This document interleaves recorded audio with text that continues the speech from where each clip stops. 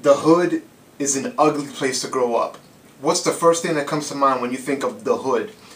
Gangs, violence, drugs, poverty, to name a few. If you really think about it, those are all byproducts of the ghetto mentality. Except for poverty, of course, which has to do with income level. Now, what is the ghetto mentality? In my opinion, and judging by what I've seen, it has a lot to do with laziness. You're too lazy to man the fuck up and get a real job because it requires actual effort, and you won't make as much as you would cashing in on corner sales. Too lazy to accept an academic education as a means of self-improvement.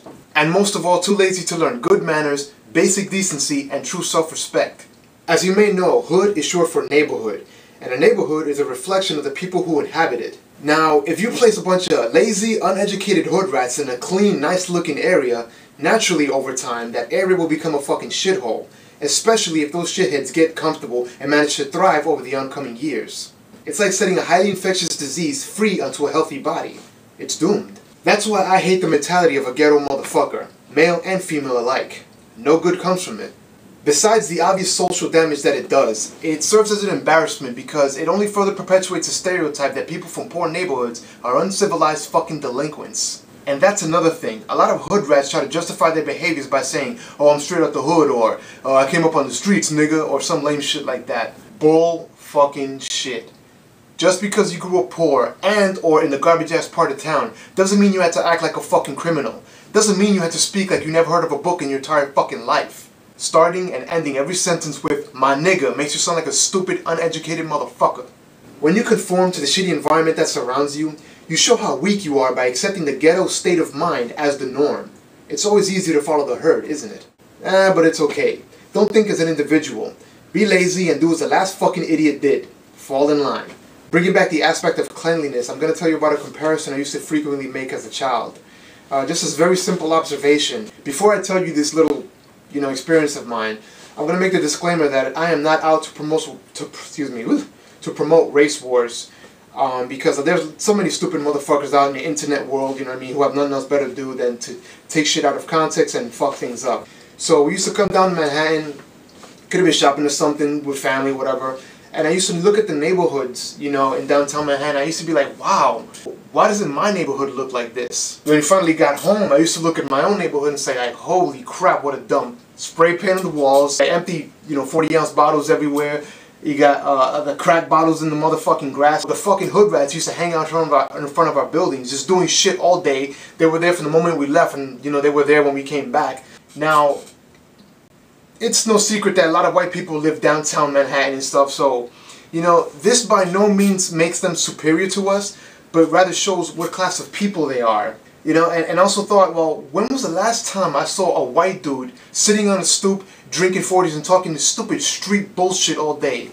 Never. I'm going to mention that not every person living in the ghetto is a low-life, gang-banging, ignorant fucking piece of shit. I've definitely seen my share of honest, hard-working folks who are only living there for economical reasons and are just trying to survive and get by. But they come home from work and they're forced to deal with shootouts, drug dealers, crackheads, piss all over the stairs or the elevator, worrying about whether or not they're going to be robbed, and all of this bullshit while likely trying to raise kids in the environment that these ghetto fucking parasites have created. See, I know all about this shit because I grew up under the circumstances. So much so that I thought drug dealing and shootouts were part of every neighborhood, like a normal thing. Fortunately for me, I got older and I finally understood the difference. Hood rats and all ghetto shit life forms are a motherfucking plague on society. I'm Geo, and I'm done. Peace.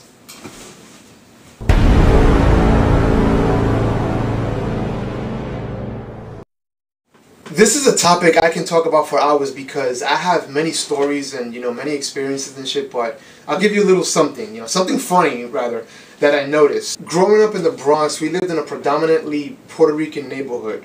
There were other Hispanic nationalities in the area, but it had to be like 85% Puerto Ricans. But anyway, I noticed that all year round, these Puerto Ricans were like, nigga, my nigga, yo, my nigga's a nigga, nigga, my nigga. Every other word out of their mouths was nigga. You know what I mean? Because they were really comfortable with that word.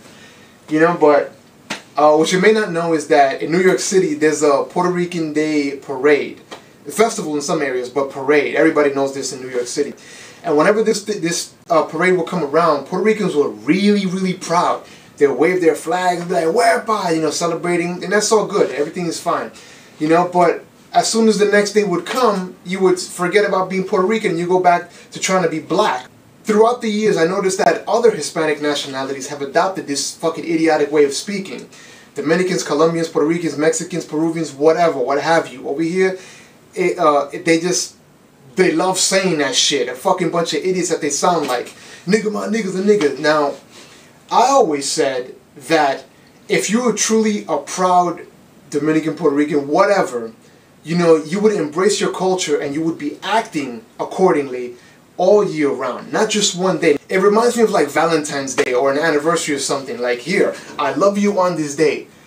Fuck that. And I'm not attacking Puerto Ricans by no means, or attacking any other, you know, Hispanic nationality, but this is just something I noticed. You motherfuckers got real comfortable with that word, you know? How come you haven't tried to spin spick?